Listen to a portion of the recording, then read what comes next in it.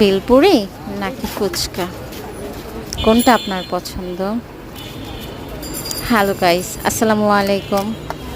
আমি মিরপুরে থাকি। তো মিরপুর হোপের গলি, যারা মিরপুরে থাকেন বা ঢাকায় থাকেন সবাই চিনেন।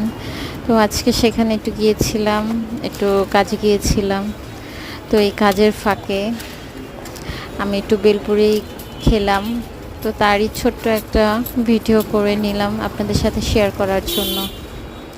তো আপনারা কি কোনটা পছন্দ করেন অবশ্যই আমাকে কমেন্ট করে জানাবেন।